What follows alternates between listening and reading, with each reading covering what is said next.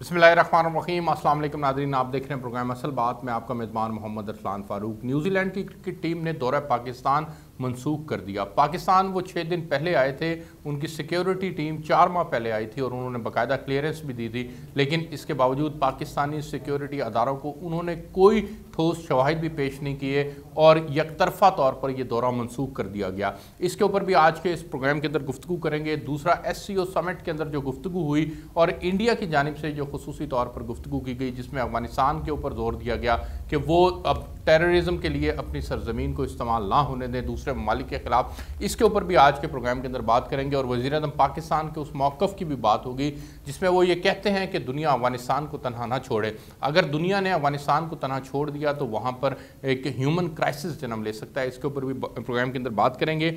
और ये भी बात होगी कि पाकिस्तान के अंदर जो इस वक्त मौजूदा हालात हैं, जो तहरीक इंसाफ की हुकूमत को दरपेश चैलेंजेस हैं, इन चैलेंजेस से हुकूमत किस तरह से नंबर आजमा हो रही है। अभी कैंटोनमेंट बोर्ड का इलेक्शन होता है, उस कैंटोनमेंट बोर्ड के इलेक्शन में पंजाब के अंदर जो कि 12 करोड़ का सूबा है, यहाँ पर तहरीक इंसाफ की हुकूमत को बुरी तरह से शिकस्त होती है और वो तीसरी पार्टी बनकर उभरती है।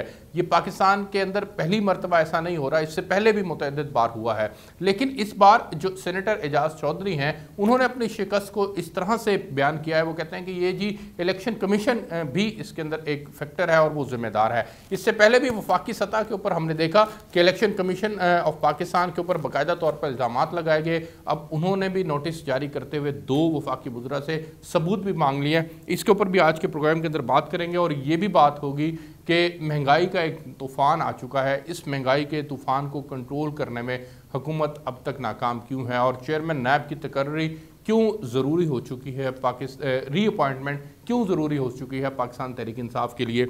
इन दोनों टॉपिक्स के ऊपर बात करने के लिए 2 अलग अलग शख्सियात को मैंने प्रोग्राम के अंदर दावत दी है, जो मेरे साथ इस वक्त प्रोग्राम के अंदर मौजूद हैं। ब्रिगेडियर रिटायर्ड गजनफर अली साहब हैं और सेनेटर एजाज चौधरी साहब हैं। आप सेंट्रल प्रेसिडेंट हैं पाकिस्तान तहरीक इंसाफ के। आप दोनों मेहमानों का बहुत शुक्रिया। मैं सबसे पहले ब्रिगेडियर रिटायर्ड गजनफर अली साहब से आगाज़ करूँगा और ब्रिगेडियर साहब आपसे जानना ये चाहूँगा कि न्यूजीलैंड की टीम का दौरा पाकिस्तान जो है वो ख़त्म हो जाता है, सिक्योरिटी थ्रेट को बुनियाद बनाया जाता है। आप किस तरह से को देखते हैं, इस पिक्चर को किस तरह से देखते हैं कि एक तरफ शेख रशीद साहब कह रहे हैं कि जी पाकिस्तान के खिलाफ ये एक साजिश है और दूसरी तरफ जब पाकिस्तान के सिक्योरिटी अदारे उनसे एविडेंस मांगते हैं तो उनके पास एविडेंस भी नहीं है। देखिए, बात बड़ी क्लियर है और इसमें कोई 2 राय होनी नहीं चाहिए, क्योंकि जिस तरीका कार से ये दौरा कैंसिल किया गया है जी, मैच से सिर्फ 1 घंटे पहले, जिस वक्त जो टीम ने थी वो होटल के अंदर मौजूद थी जी।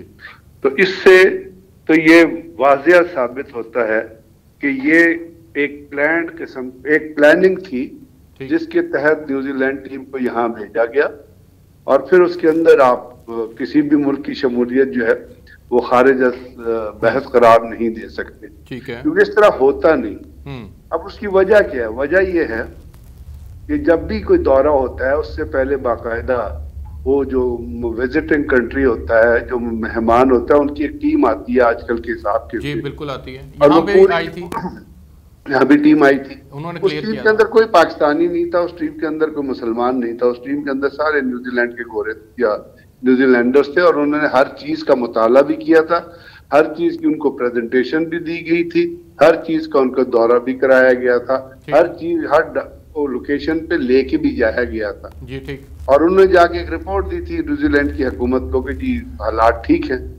अब उनके आने से लेके अभी तक पाकिस्तान के अंदर कोई ऐसी चीज तब्दीली अगर हुई है तो वो ये हुई है कि दुनिया के जो लीडिंग इंटेलिजेंस एजेंसीज है, चाइना, रशिया, पाकिस्तान, अजरबैजान, उनके चीफ्स का एक पाकिस्तान के अंदर इजलास हुआ, जिन्होंने पाकिस्तान की सूरत हाल पे इत्मीनान का इजहार किया और पाकिस्तान से रिक्वेस्ट की कि आप अफगानिस्तान और खित्ते के हवाले से जो आपके पास इंटेलिजेंस इनपुट है वो आप हमसे शेयर कीजिए। और पाकिस्तान ने इस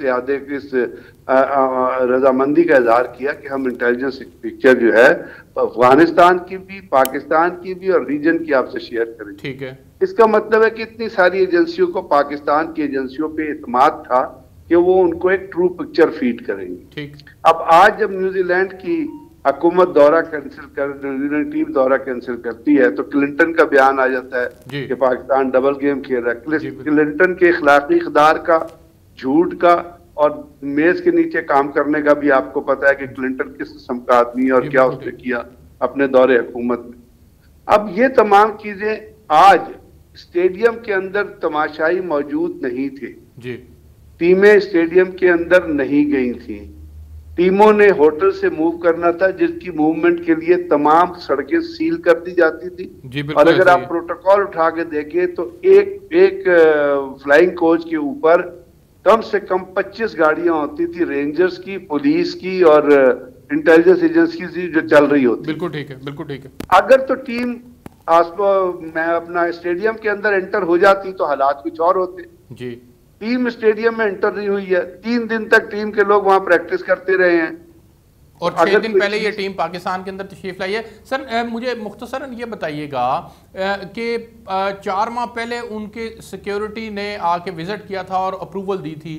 4 माह के अंदर पाकिस्तान के अंदर तो चेंजिंग नहीं आई, लेकिन ओवरऑल अगर देखें तो अफगानिस्तान के सिनेरियो के अंदर तब्दीलियां रूनुमा हुई हैं। आप समझते हैं कि अफगानिस्तान के अंदर तालिबान का आ जाना और हुकूमत का टेक ओवर करना और फिर उसके बाद TTP की जानिब से पाकिस्तान के अंदर ख़ास तौर पे सिक्योरिटी एहलकारों के ऊपर जो है वो हमले करना और फिर उनकी शहादत होना, इसको इस सिनेरियो से आप जोड़ सकते हैं सर मौजूदा टीम का जो हुआ है? क्या न्यूजीलैंड की टीम के आने से पहले पाकिस्तान के अंदर सिक्योरिटी एहलकारों की शहादत नहीं होती थी? बिल्कुल होती है। क्या नॉर्थ एंड साउथ वजीरिस्तान में न्यूजीलैंड की टीम के आने से पहले जो ऑपरेशन नहीं होते थे? बिल्कुल होते हैं सर, होते थे ना। तो इसको तो लिंक ही ना करें ना उस चीज से। अच्छा, ना अफगानिस्तान की सिचुएशन को लिंक करे। अगर अफगानिस्तान की सिचुएशन के ऊपर इतने तहफुजात थे तो न्यूजीलैंड की टीम आई क्यों पाकिस्तान? ना आती, कहते जी सॉरी अफगानिस्तान में ज्योग्राफिकल सिचुएशन चेंज होगी, हम नहीं जा रहे। पाकिस्तान भी कहता ना आए आप। लेकिन जिस तरह से इस चीज को खेला गया, ये कॉन्स्पिरेसी थ्योरी नहीं, मैंने इतनी डिटेल में आपको इसलिए बताया है कि आप ये समझें कि कोई सिक्योरिटी थ्रेट, किसी किस्म का कोई खतरा मौजूद नहीं था। टीम स्टेडियम के अंदर एंटर ही नहीं हुई थी, टीम सड़क के ऊपर आई ही नहीं थी। 3 दिन जो सड़क पे आई तो वापस सेफ एंड साउंड होटल में वापस गई। टीम को कोई कंसर्न नहीं था। ये कुछ वहां पे ऐसे एलिमेंट बैठे हुए हैं जो न्यूजीलैंड क्रिकेट बोर्ड के अंदर होंगे, जो मतलब इसमें मैं तो नहीं, खारिज इम्कान करार देता इंडिया का रोल और अपना इजराइल का रोल और अमेरिका का रोल। ये पाकिस्तान को बदनाम करने के लिए एक प्लान ड्रामा खेला गया है जी। और इस किस्म की चीजें आने वाले दिनों में होंगी। क्लिंटन जैसे लोग जिनके अपने ऊपर बहुत बड़ा सवाल है उनके करैक्टर पे और उनकी स्टैंडिंग पे, वो भी बयान देने लगे जब, तो आप क्या समझते हैं कि ये चीज हकीकत में मुबनी? हाँ। तो अच्छा, पाकिस्तान तो इसका इम्पैक्ट क्या देखते हैं आप? पाकिस्तान के ऊपर इसका क्या इम्पैक्ट देखते हैं? और पाकिस्तान को इस मसले को रिजॉल्व करने के लिए, जिस तरह से वज़ीर-ए-आज़म पाकिस्तान ने भी वहाँ बरतानवी न्यूजीलैंड की वज़ीर-ए-आज़म से बात भी की लेकिन वो नहीं मानी, तो पाकिस्तान ने जो किरदार अदा किया या हुकाम ने जो किरदार अदा किया वो ठीक है, उसको इसी हद तक किया जा सकता था, इससे ज्यादा कुछ नहीं किया जा सकता था, या ICC को भी इन्वॉल्व होना चाहिए था? Pakistan at present is at the receiving stage ji. Pakistan क्या कर सकता था?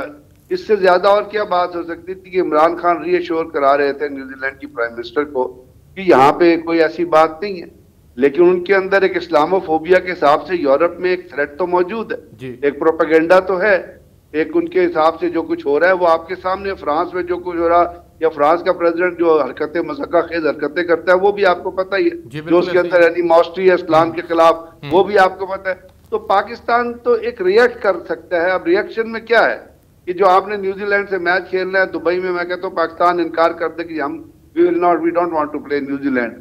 अब यही कर सकता है ना, पाकिस्तान ICC में जाए, ICC में जाके मुकदमा उठाए। ICC is dominated by India, वहां पे इंडिया पैसे लगाता है ICC के अंदर, तो ICC का रिजल्ट आप क्या होगा? दूसरी बात यह कि आप UNO में जाएं, कहीं किसी जगह तो जाए।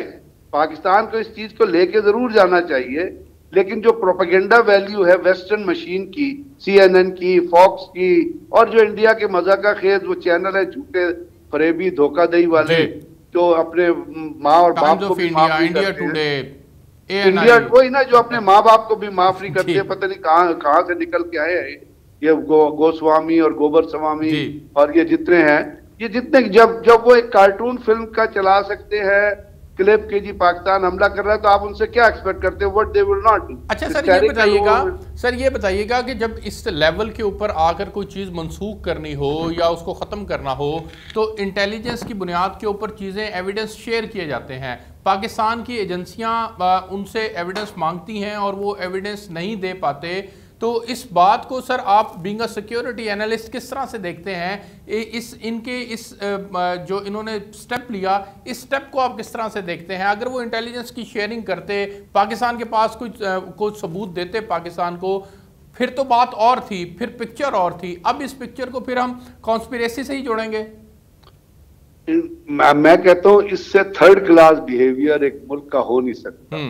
इससे स्टूपिड, इससे हिपोक्रेटिक, इससे झूठ पे मबनी, इससे गलीज बिहेवियर, एब्नॉक्शियस बिहेवियर किसी हुकूमत का नहीं हो सकता, जो न्यूजीलैंड की हुकूमत ने किया है। बिल्कुल ठीक। होता ही है कि दोनों जब इस किस्म की बात होती है तो दोनों ममालिक के वफूद या सिक्योरिटी एक्सपर्ट या डेलीगेट बैठ के बात करते हैं, आपस में एक दूसरे से डिस्कशन करते हैं। और सिक्योरिटी में तो ये बहुत ज्यादा होता है, आप प्रेजेंट करते हैं अपना पॉइंट ऑफ व्यू कि जी ये खतरात है, ये हमारे फेयर है, उसके ऊपर आप फिल्म चलाते हैं, कोई एविडेंस चलाते हैं। जैसे पाकिस्तान ने एक डॉजियर बनाया, कुछ कॉल्स इंटरसेप्ट होती है, वो देते।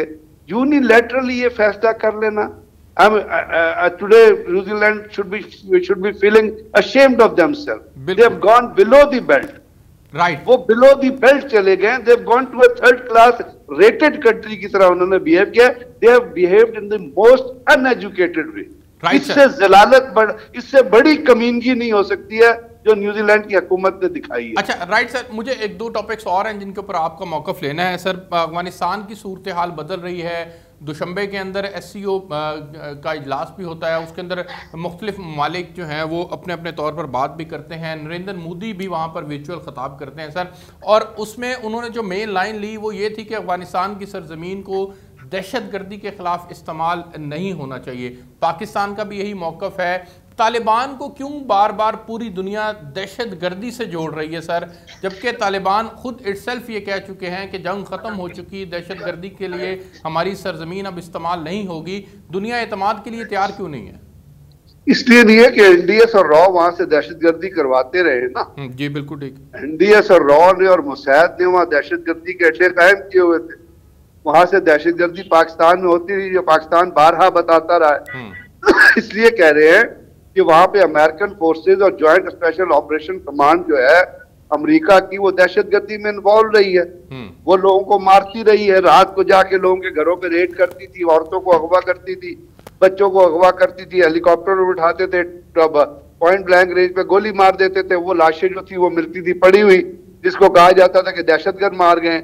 असल में उनको अमेरिकन फोर्सेज ने मारा होता था, ये कोलिशन फोर्सेज ने मारा होता था। तो अब दुनिया ये तो नहीं देखती कि मारा किसने। वो जब भी वहां पे कोई डेड बॉडी मिलेगी वो कहेगी तालिबान ने मारा जी। अब ये चीजें वहां पे इंडिया दहशतगर्दी कराता रहा है। NDS, रॉ और मुसैद का एक ज्वाइंट ऑपरेशन सेंटर। मूजी से बड़ा फैशिस्ट लीडर तो दुनिया में है नहीं, मूजी से बड़ा जलील लीडर तो दुनिया में नहीं है ना। बिल्कुल ऐसे मूजी से बड़ा झूठा लीडर, हिपोक्रेट लीडर तो दुनिया में नहीं। मूजी से बड़ा दहशत लीडर तो नहीं है। मूजी से बड़ा लीडर है दुनिया में आज? बिल्कुल नहीं, बिल्कुल नहीं। ब्रिगेड साहब, इसमें मेरा एक सवाल फिर ये बनता है आपसे कि वज़ीर-ए-आज़म पाकिस्तान ने भी वहाँ पर बारहा कहा कि दुनिया अफगानिस्तान को उसके अपने हाल पर मत छोड़े, उनका साथ दे, अफगान अवाम जैसे चाह रहे हैं उनकी उस तरह से मदद की जाए। इससे पहले जो कठपुतली हुकूमतें रहीं वो भी दुनिया की इमदाद के ऊपर चलती रही है। अमेरिका बिलखुसूस वहाँ पर डॉलर्स की सूरत में इमदाद देता रहा सर। अब इस वक्त अफगानिस्तान के अंदर तालिबान को तन्हा छोड़ देना और तालिबान से वो तमाम चीज़ें एक्सपेक्ट करना जो अमेरिका खुद वहाँ पर अप्लाई नहीं कर सका सर, ये दुनिया का कितना बड़ा दोहरा म्यार है सर? सर, मैं तालिबान को जो है वो आइसोलेशन में कंसिडर न करे और अफगानिस्तान को एक की सिचुएशन को सिर्फ अफगानिस्तान से कंपेयर करके अगर करेंगे तो आपको उसका जवाब नहीं मिलेगा जी। अफगानिस्तान की सिचुएशन को लिंक करना है वर्ल्ड पॉलिटिक्स से, और उसका सबसे बड़ा बात मैं ये कहना चाहता हूँ कि जब 9/11 जैसा फॉल्स फ्लैग ऑपरेशन हुआ था जो मुसैद ने और CIA ने मिलकर करवाया था, और अभी हम एक अमेरिकन जर्नल है लेटेस्ट, उन्होंने जो उनकी स्ट्रेटेजिक एसेट्स जो है हथियार जो उनके डीजी रहे, उन्होंने कहा कि जो अमेरिका की हुकूमत का जो बयान है ऑफिशियल, वो झूठ पे मबनी है। वहां एक्सप्लोसिव लगाया गया था। अब वहां क्यों लगाया गया था? आप नहीं सोचते 9/11 क्यों किया गया था?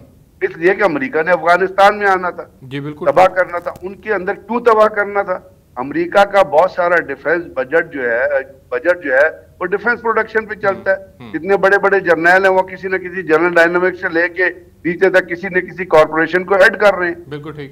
इस पूरे अरसे में कोविड के हिसाब से या किसी चीजों के हिसाब से दुनिया की इकोनॉमी की तबाही हुई है, लेकिन अगर कोई चीज बढ़ी है तो अमेरिका की डिफेंस इंडस्ट्री बढ़ी है जी। वहां उन्होंने मदर ऑफ ऑल बॉम्ब भी यूज किया। तो वो जो उनका एम है, देखिए एक फैक्ट्री जो है वो एक हथियार बनाती है जी, एक सॉफ्ट हथियार बनाती है। उसको वो हथियार को वो एक आर्टिफिशियल रेंज के ऊपर टेस्ट करती है, रेंज के ऊपर टेस्टिंग होती है जहाँ पे आर्टिफिशियल टारगेट लगाए जाते हैं। अमेरिका और इजराइल जो हथियार बनाता है वो कोशिश करते हैं कि लाइव टारगेट पे उसकी टेस्टिंग करें। यानी एक आम आदमी पे, एक घर पे, एक फैक्ट्री पे, एक लोगों को मार के, जैसे क्लस्टर बॉम्ब टेस्ट किया था इजराइल ने पैलेस्टाइन के ऊपर, इस तरह अमेरिका भी कहता है कि हमने हथियार बनाया। अब एक लाइव चीज पे उनको, उसके लिए उनको बैटलफील्ड चाहिए, उसके लिए उनको ग्राउंड चाहिए। ग्राउंड उनको मिलता है इराक में, लिबिया में, अपना सीरिया में, अफगानिस्तान में। वो ग्राउंड उनको किसी क्रिश्चियन मुल्क में नहीं मिलता, किसी बुद्धिस्ट मुल्क में नहीं मिलता, किसी यहूदी मुल्क में नहीं मिलता। अब ये जो अफगानिस्तान की ओवरऑल सिचुएशन है, और फिर उसके बाद जो अमेरिका जो है बहादुर जो है, चाइना को बढ़ता हुआ नहीं देखना चाहता, रूस की पावर को बढ़ता हुआ नहीं देखना चाहता, तो इसके लिए उससे क्या करना है? कहीं अपने करने। अब 9/11 के अंदर कितने अफगानी थे? एक अफगानी था।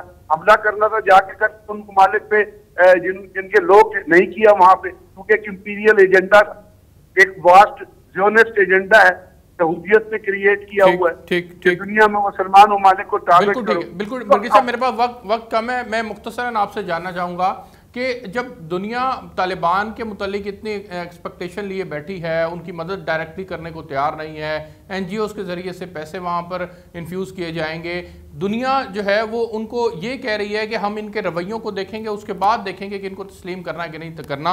पाकिस्तान का भी यही मौक़िफ़ है। तो क्या किसी मुल्क को आगे बढ़कर तालिबान की हुकूमत को तस्लीम नहीं करना चाहिए, और उसमें पाकिस्तान कहाँ खड़ा है सर? तस्लीम करना चाहिए, लेकिन के अंदर अफगानिस्तान के अंदर दुनिया की जो रिजर्वेशन आ रही हैं और जो रिजर्वेशन गवर्नमेंट मेकिंग के हिसाब से हैं, तो उसमें क्या हेसिटेशन है तालिबान को उन चीजों को होना? फर्ज करें दुनिया आज आप फैक्चुअल चीजों को देखें ना, रियलिटी में देखें। अगर दुनिया ये कह रही है कि वुमेन मिनिस्टर लेके आए, तो क्या इस्लाम जो है वो औरतों को काम करने की इजाजत नहीं देती? नहीं, बिल्कुल ठीक है। इस्लाम के अंदर औरतों को काम करने की इजाजत है ना, बहुत ज्यादा। इस्लाम से बड़ा औरतों को कौन हकूक, इस्लाम से ज्यादा तो कोई भी हकूक नहीं देता औरतों को, कोई मजहब नहीं देता। ठीक है ना? तो यह इस्लाम में तो नहीं है। यानी अगर वो इंक्लूसिव गवर्नमेंट ले आते हैं तो पाकिस्तान उनको तस्लीम कर लेगा? जी, अगर वो चीजें डिमांड मिलते हैं तो बहुत सारे ममालिक तस्लीम कर लेंगे। अफगानियों को भी, अफगान तालिबान को भी रिजिडिटी नहीं शो करनी चाहिए। अफगान तालिबान को फ्लेक्सिबल होना चाहिए। मजहब कभी आपको एक्सट्रीमिज्म नहीं सिखाता, मजहब आपको पीस और अमन सिखाता है, और अपनी शरीयत को बरकरार रखते हुए, अपने असूलों को बरकरार रखते हुए आपने अपने फैसले करने हैं। और अगर दुनिया कोई चीज चाह रही है तो शरीयत और जो आपका एक वो है कॉन्सेप्ट है, उसके अंदर रख के फैसले करें। बिल्कुल ठीक है। अफगानिस्तान फायदेमंद होगी। ब्रिगेडियर साहब, आपका बहुत शुक्रिया, आपने खुसूसी तौर पर आज वक्त दिया और हमने गुफ्तगू की न्यूजीलैंड के दौरा पाकिस्तान के मुलतवी होने पर, अफगानिस्तान की पिक्चर के अंदर हमने बात की। अब मुझे एक ब्रेक पे जाना है, मैं ब्रेक से वापस आता हूं तो फिर सेनेटर एजाज चौधरी साहब से प्रोग्राम के अगली 2 ब्रेकों के अंदर उनसे मौजूदा हालात के ऊपर उनसे गुफ्तगू करेंगे। मेरे साथ रहिएगा जी। वेलकम बैक नाजरीन। सेनेटर एजाज चौधरी साहब इस वक्त मेरे साथ मौजूद हैं। आप PTI के सेंट्रल प्रेसिडेंट हैं। सर, बहुत शुक्रिया, आपने मुझे ज्वाइन किया। मैं सबसे पहले महंगाई से आगाज़ करना चाहूँगा। जो सब महंगाई का तूफ़ान आ चुका है मुल्क में, आप पेट्रोल भी बढ़ा रहे हैं, उसकी वजह से फूड इन्फ्लेशन भी हो रही है और दीगर अशिया जो हैं वो भी बढ़ रही हैं। इस महंगाई को कंट्रोल करने में पाकिस्तान तहरीक इंसाफ की हुकूमत बुरी तरह नाकाम क्यों है? जी, बहुत शुक्रिया आपका, और बहुत ही अहम सवाल आपने किया है। पहली गुजारिश तो यह है कि जो पेट्रोलियम प्रोडक्ट्स हैं अगर आप माजी की किसी भी हुकूमत के साथ कंपेयर करें और डॉलर की प्राइस और जो टैक्सेशन गवर्नमेंट की तरफ से होती है, तो मैं आपको पूरी ज़िम्मेदारी से ये अर्ज़ कर रहा हूँ कि पेट्रोलियम की प्राइसेस हमारे एतबार से उनसे कम है। उसके ऊपर टैक्स हुकूमत कम चार्ज कर रही है। उसके बाद अगर आप बिजली की प्राइसेस के बारे में कहें तो वो एक जगह पे प्राइम मिनिस्टर ने आज से कोई 8 महीने पहले ये कहा था कि इसकी प्राइस अब नहीं बढ़ेगी और उसकी प्राइस नहीं बढ़ी है। जहाँ तक ताल्लुक़ है हमारे जो खाने पीने की अशिया हैं उनकी कीमतों का, मैं एतराफ़ करता हूँ कि वो कीमतें बढ़ रही हैं। उसकी वजह मैं आपसे अर्ज़ करता हूँ जी। यानी जब तहरीक इंसाफ की हुकूमत आई तो गंदम की सपोर्ट प्राइस जो थी वो 1250 रुपया थी, फिर 1400 हुई, इस वक्त 1800 रुपया है। अगर गंदम की सपोर्ट प्राइस बढ़ती है तो फार्मर को उसका मुनाफा होता है और हुआ है।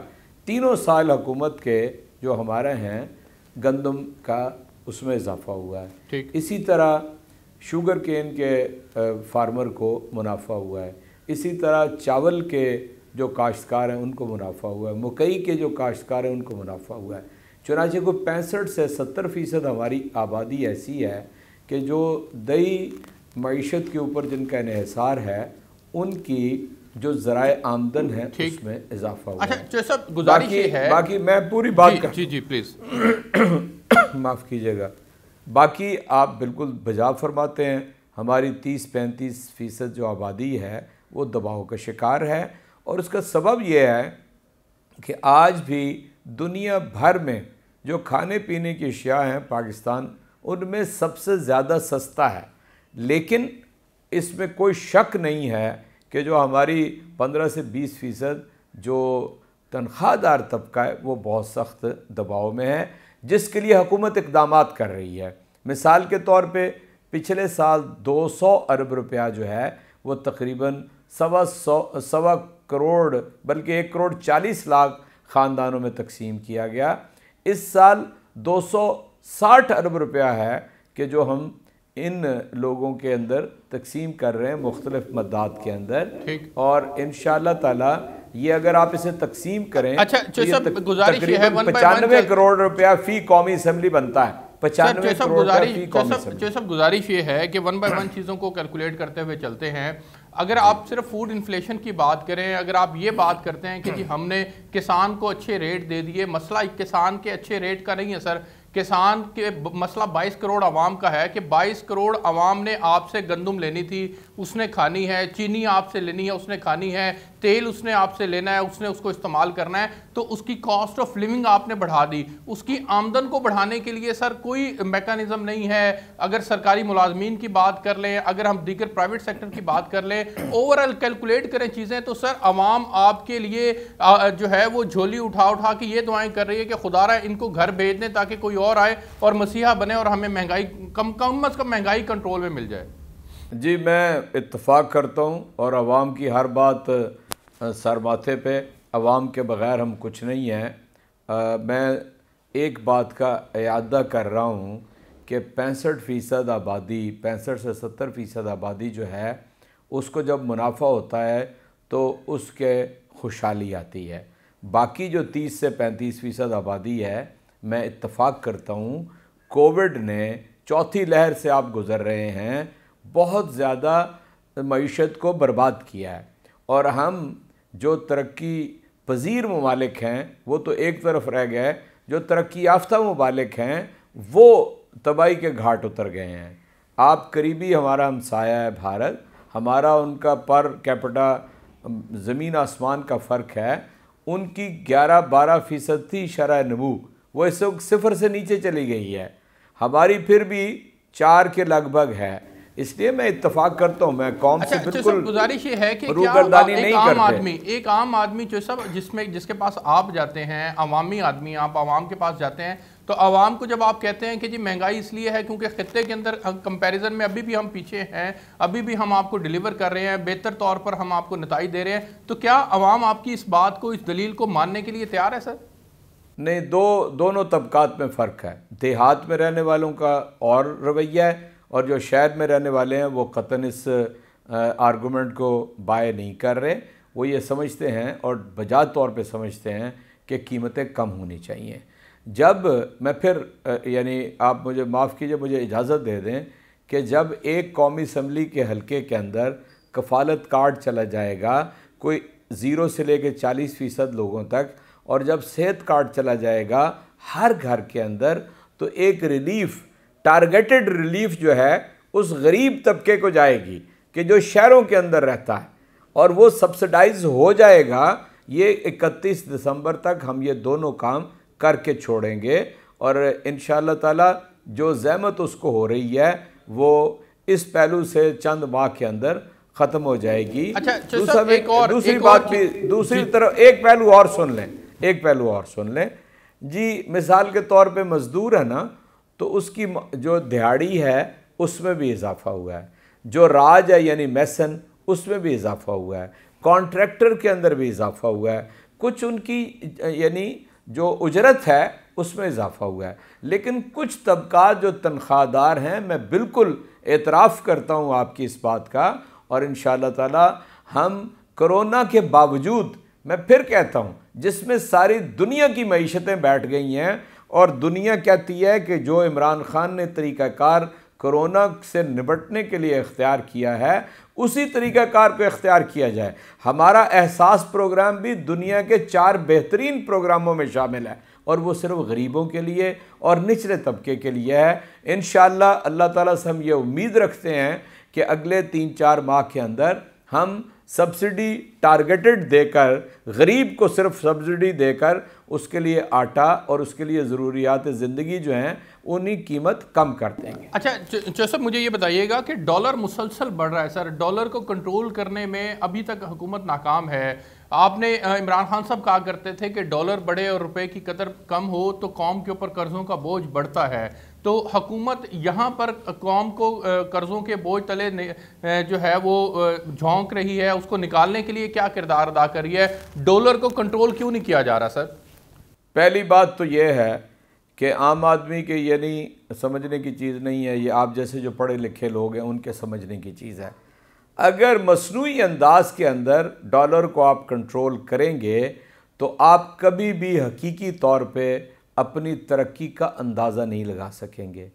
आपने 2016, 17 और 18 के अंदर तकरीबन $10 बिलियन कमर्शियल लोन लिए। कमर्शियल लोन वो होता है जो 7, 8, 8.5% के ऊपर होता है। IMF और वर्ल्ड बैंक लोन देते हैं 1% पे, 0.5% पे, 1.5% पे, और 15-20 साल के लिए, 10 साल के लिए होता है। वेरएज़ कमर्शियल लोन जो है, जिसे आपके एक माहिर मईशत ने यह कहा था कि ये बारूदी सुरंगें हैं, हम उस कमर्शियल लोन को 7-8% जो 3 साल में लिया और हमने 3 साल में उसे वापस किया है, इसलिए मैं ये समझता हूँ कि बिल्कुल ठीक है, और हम मसनूई तौर पे डॉलर को कंट्रोल नहीं कर रहे। सर 2 दिन पहले की खबर है, यही मैं सवाल आपसे करना चाह रहा हूं कि 2 दिन पहले हुकूमत ने भी वही काम किया जो माजी की हुकूमतें किया करती थी कि डॉलर को वो कंट्रोल किया करती थी। आपने भी $1.2 अरब मार्केट के अंदर फेंके हैं ताकि डॉलर नीचे आ सके, और उसका इम्पैक्ट भी आया है कि कीमत 170 से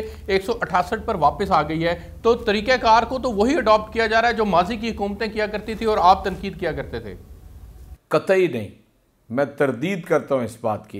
मैंने यानी सुने, मैंने एक मिनट, मेरा पॉइंट तो please try to understand the difference between PML strategy and R strategy. 3 साल के बाद हमने कोई कर्ज ऐसा नहीं लिया है कि जो 7.5 या 8% पे हो। जो हमारे पास रिजर्व्स हैं, जो स्टेट बैंक की मलकियत हैं, उसमें से पैसा निकाल के डाला है कि एकदम यानी जो ये फ्लाइट है इसको हम किसी तरह स्टेबल कर सकें। दोनों चीज़ों को आप एक तरह किस तरह कंपैरिजन कर सकते हैं? यानी कुजा ये कि आप महंगा कर्जा लेकर और आप इसके अंदर झोंक दें, कुजा ये कि आपका रिजर्व चूँकि यानी ऑल टाइम हाई हैं पाकिस्तान के रिजर्व, उसमें से अगर आप कुछ पैसे डालें तो वो और बात है। जी ठीक हो गया। जैसा मुझे एक ब्रेक पे जाना है, मैं ब्रेक से वापस आता हूं तो फिर दूसरे मल्टीपल इश्यूज हैं जिनके ऊपर मुझे बात करनी है, खासतौर पर चेयरमैन नैब की एक्सटेंशन का मामला जो है वो डिस्कस करना है। एक ब्रेक लेते हैं जी, ब्रेक से वापस आएंगे तो सेनेटर एजाज चौधरी साहब आज मेरे साथ मेहमान है, मेरे साथ जी। वेलकम बैक नाज़रीन, सेनेटर एजाज चौधरी साहब मेरे मेहमान हैं। सर बहुत शुक्रिया आपके वक्त के लिए। सर ये बताइएगा कि इलेक्शन कमीशन और पाकिस्तान के ऊपर 2 वफाकी वज़रा तनकीद करते हैं, उनको बदले के अंदर नोटिस भी जारी हो जाते हैं। सर ईवीएम का एक मामला आता है, उस मामले को इस कदर मिस हैंडल क्यों किया गया कि चीफ इलेक्शन कमिश्नर जो कि आपके अपॉइंट करते हैं उनके ऊपर ज़ाती तौर पर तनकीद की गई। पीटीआई तो इसके खिलाफ थी सर, लेकिन ये फिर काम पीटीआई ने खुद किया, क्यों सर? सिर्फ इसलिए कि एक जेन्युइन पीटीआई गवर्नमेंट का एक फैसला है और इलेक्शन कमीशन उसे मान के नहीं दे रहा। मतलब सादा सी बात है, 21वीं सदी के 21वें साल के अंदर कोई समझ सकता है कि आप टेक्नोलॉजी को इनकार कर रहे हैं? आप जिसके साथ न नेट इन्वॉल्व है न कोई वायर इन्वॉल्व है, आप कह रहे हैं कि जी इसको हैक किया जा सकता है, इसके अंदर एल्फी डाल दी जा सकती है, इसको जो डिस्टर्ब किया जा। आप किस दुनिया के अंदर रह रहे हैं? जो दुनिया साइंसी तौर पे ड्रिवन है, इस वक्त आप साइंस से आगे यानी जा रहे हैं, आप तरक्की माकूस नहीं कर रहे हैं। तो मैं पढ़े लिखे लोगों को कहता हूँ, कोई इसमें कौन सा साइंटिफिक, मैं अर्ज कर रहा हूँ इसमें कौन सा साइंटिफिक एतराज़ है? मैं बता रहा हूँ, एक जो बच्चा इंटर जिसने किया है ना, 12 जमातें की हैं कंप्यूटर साइंस में या इससे बड़ा, उससे पूछ लें आप कि क्या जिस चीज़ से तार नहीं जुड़ी हुई, जिससे इंटरनेट नहीं जुड़ा हुआ, उसको कोई हैक कर सकता है? यानी 10 मैं समझ छोटे बच्चों को। सर मैं यही अर्ज कर रहा हूं कि ये एतराज है ना सर उनका, उस एतराज को बैठकर गुफ्तो शनीद के जरिए से दूर किया जा सकता है ना सर। तो अगर आप उनके सामने पार्टी बनकर खड़े होंगे और उनके ऊपर जाती तनकीद करेंगे तो एक कॉन्स्टिट्यूशनल इंस्टीट्यूशन की सर आप की तस्दीक नहीं कर रहे? मैं आपको अर्ज करता हूँ, मुझे 6 माह हुए हैं सेनेटर बने हुए, मैं 1.5 साल से इलेक्शन कमीशन को चैलेंज करके कह रहा हूँ कि लाहौर शहर और पंजाब के दीगर शहरों में 25-26% वोट जाली है और इर्रेगुलरिटीज़ हैं, उसमें ख़राबियाँ हैं, कोई मेरी बात नहीं सुन रहा। ठीक, जब मैं सेनेटर बना हूँ मैंने लिख कर दरख्वास्त की हुई है कि मेरी बात सुन लें। मैं आपको साबित ना करूँ, मैं सियासत छोड़ दूँगा। क्या साबित करूँगा? एक ब्लॉक कोड के अंदर अगर 1000 आबादी है तो 2500 वोटर है। ठीक, बताइए, मैं आपको ये साबित करूंगा कि ये हालिया इलेक्शन हुआ है कंटोनमेंट बोर्ड का लाहौर के अंदर जी, आपने बल्क वोट उठा के, बल्क यानी 2000 वोट उठा के एक यानी वार्ड से जहां पे इलेक्शन नहीं हो रहा था उठाकर उस वार्ड में डाल दिया जिसमें इलेक्शन हो रहा है। ठीक, आप क्या समझते हैं हम बच्चे हैं कि जी वैसे ही इलेक्शन कमीशन से नाराज फिर रहे हैं? मैं कहता हूं चीफ इलेक्शन कमीशन, मुझे बताइए ना। मेरा सवाल ले लें, पंजाब के अंदर जो पीटीआई को शिकस्त हुई है कैंटोनमेंट बोर्ड के इलेक्शन में, उसका जिम्मेदार इलेक्शन कमीशन ऑफ पाकिस्तान है। एक वजह यह भी है कि फहरिस्तें फाल्टी हैं, जाली हैं फहरिस्तें, गलत है। मैं आपको चैलेंज कर रहा हूं ना जी, आप मेरी बात सुन लें, मैं आपको चैलेंज कर रहा हूं, मैं इलेक्शन कमीशन को चैलेंज करता हूं कि अगर इस इलेक्शन के अंदर 2000-2500 वोट एक उस वार्ड से उठा के जिसमें इलेक्शन नहीं हो रहा उस वार्ड में डाल दिया जाए जहां इलेक्शन हो रहा है, तो कौन जिम्मेदार है? मैं आपसे पूछता हूं, जस्ट टेल मी।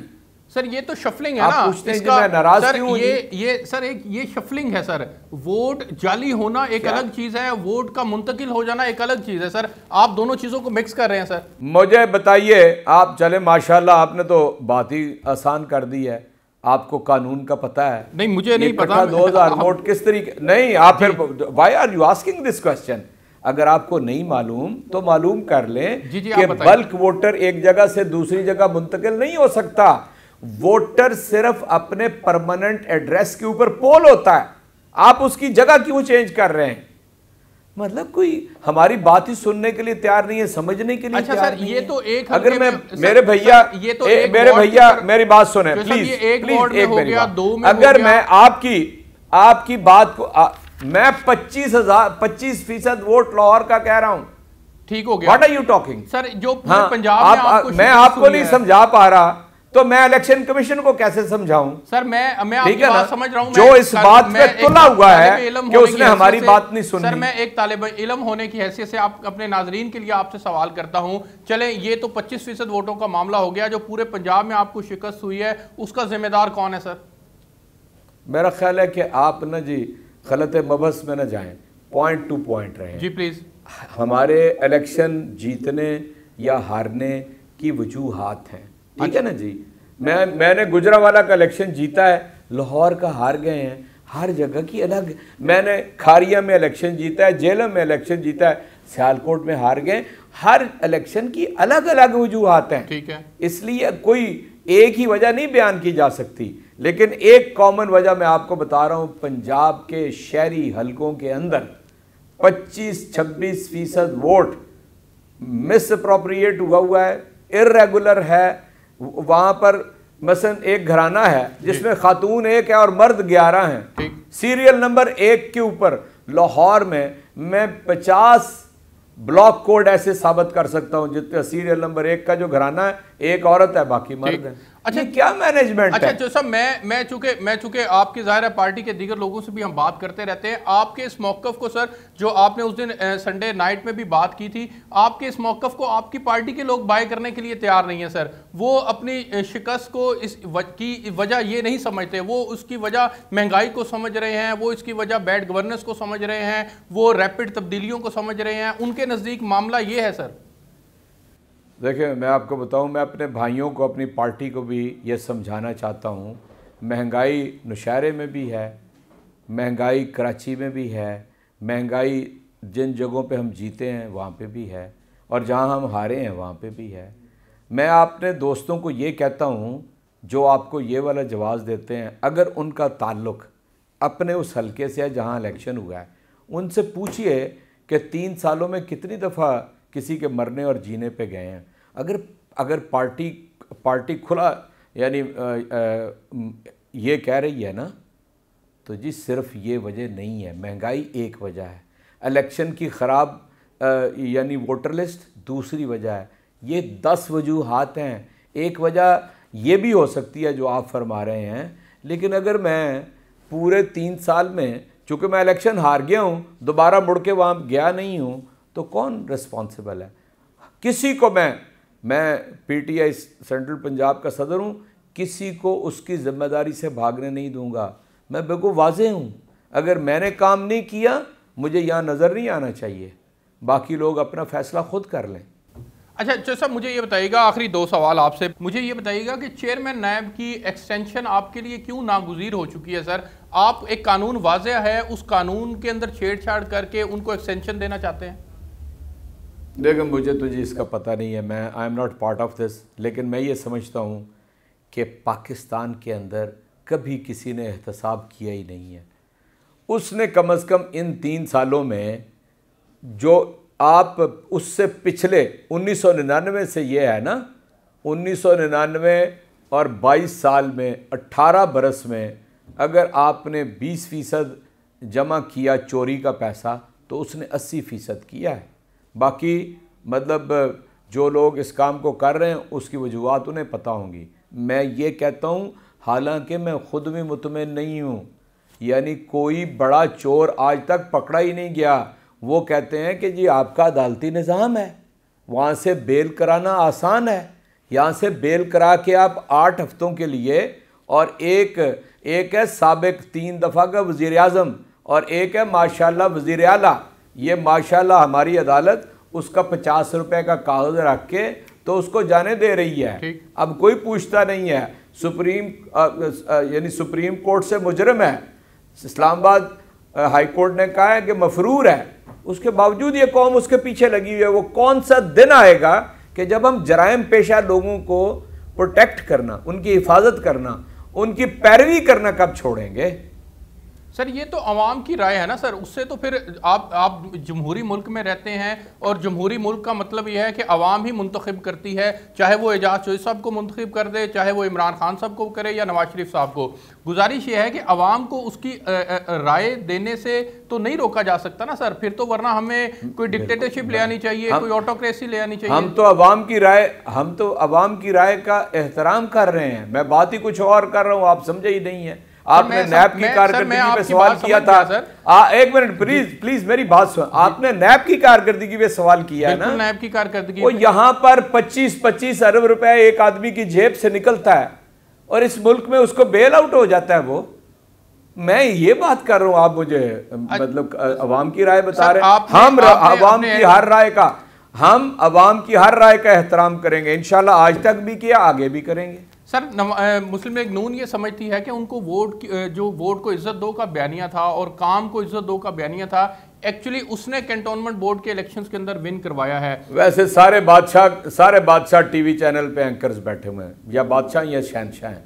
अभी जुलाई में मैं इलेक्शन लड़के हटा हूँ जी, सेंट्रल पंजाब के अंदर 100% नशिस्तें कश्मीर की मैंने जीती हैं। यार अजीब, ये आप नून लीग का बयानिया बाई करते हैं। नहीं सर, मेरा तो सवाल है आपसे सर, put some, उनके this is not the सवाल। ये मीडिया पे बयानिया लेके आप चल रहे हैं, आप जोड़ लें सर, आप इसको जोड़ लें और समझ लें कि नहीं मेरा, ओहो मेरी बात सुने, मैं भी 45 साल से पॉलिटिकल वर्कर हूं, मैं भी आसमान से नहीं उतरा, जमीन से उगा हूं। मैं आपको बता रहा हूं, इलेक्शन जीतता भी है आदमी, हारता भी है। यानी अभी परसों वो हार के बैठे हैं, तो जी जीत गए हैं, तो आप दोनों को बात करें, आप उसके ऊपर बात करें कि आपका काम अच्छा नहीं था, कैंपेन अच्छी नहीं थी, जो चीज़ें तवज्जो दिलाने की हैं। ये कोई बात नहीं है कि जी वो आसमान पे चढ़ गए और हम जमीन के तहत तो सौरा में चले गए। सर आपको राइट है सर कि आप तनकीद कर सकते हैं उनके ऊपर, लेकिन सर एक आखिरी सवाल, फिर मुझे ब्रेक पे जाना है सर। आपने खुसूसी तौर पर वक्त भी दिया, मुझे सिर्फ खारजा अमूर के ऊपर एक बात करनी है। अमेरिका ने सर कहा है, एंथोनी ब्लिंकन साहब ने, कि पाकिस्तान अपने के साथ 20 साल ताल्लुक को हम रिविजिट करेंगे। सर इस बात को वजारत खारजा ने भी डिनाई किया और वो कहते हैं कि ये जो है वो अमेरिका की जानिब से ये स्टेटमेंट नहीं आनी चाहिए थी। आप इस सारे सिनेरियो को किस तरह से सर देखते हैं? 1 मिनट के अंदर काइंडली कंक्लूड कीजिएगा कि अमेरिका अभी भी हमारी कुर्बानियों को तस्लीम करने के लिए तैयार नहीं है सर, इसके बावजूद कि हमारा 70 से 80 हज़ार जानें चलेगी, हमारा कई अरबों रुपए का नुकसान हो गया। सर देखिए, अमेरिका की बात को मैं तो कतन आगे नहीं बढ़ा सकता। हमारे वजारत खारजा ने बिल्कुल ठीक कहा है, उन्होंने डिप्लोमेटिक लैंग्वेज में कहा है। मैं खुले अल्फाज में कहता हूँ, हमें अपने पाँव पे खड़ा होना है जी। किसी के 10 निगर नहीं रहना है। ये 22 करोड़ इंसान है यहाँ पे बसते, हम किसी के ग़ुलाम नहीं हैं। पहले ज़हनी ग़ुलामी ख़त्म करेंगे, अपने पाँव पे खड़े होंगे, रोटी किसी से नहीं मांगेंगे, इंशाअल्लाह किसी का तबसरा हमारे ऊपर कोई असर नहीं डाल सकता। तावक्ते कि यहाँ का लीडर इमरान खान जैसा ये कहने की सलाहियत रखता हो कि हम अब उनके लिए इस्तेमाल नहीं होंगे, अब no foot on the ground, किसी की यानी फौजी बूट को अपनी ज़मीन के ऊपर नहीं आने देंगे। हम ये कह रहे हैं कि आपने शिकस्त खाई है 2 मरतबा। मैं उस नस्ल से ताल्लुक़ रखता हूँ जिसने अफ़गानिस्तान को अपनी इन 2 आँखों से 42 साल देखा है, और अमेरिका ने 1 नहीं 2 मरतबा शिकस्त खाई है। और अमेरिका ने गैर जिम्मेदार होने का यानी बैयन सबूत है कि वो एबंडन करके चला गया अफगानों को, उन्हें छोड़ के वहीं चला गया। ठीक है जी। मैं कोई ऐसे अल्फाज इस्तेमाल नहीं करना चाहता, मैं ये सिर्फ कहना चाहता हूँ कि जो सफारती ज़ुबान हमारे वजारत खारजा ने इस्तेमाल की है वो बिल्कुल बेहतरीन है कि अमेरिका को ऐसा नहीं करना चाहिए। ये हक़ाइक़ के मुनाफी है। पाकिस्तान ना होता, दोहा के अंदर मुज़ाकरात कामयाब ना होते। सर पाकिस्तान अफगानिस्तान की नई हुकूमत को कब तस्लीम करने जा रहा है? सर मेरा दिल करे तो मैं सुबह कर लूँ, लेकिन हम अपने हमसायों के साथ जाएंगे। ठीक जो साहब, आपका बहुत शुक्रिया। ब्रिगेडियर रिटायर्ड गज़नफ़र अली साहब, आपका बहुत शुक्रिया। नाज़रीन, आपने प्रोग्राम देखा, प्रोग्राम का फीडबैक ज़रूर दीजिएगा। आपसे नेक्स्ट वीक मुलाकात होगी, तब तक के लिए अल्लाह हाफ़िज़।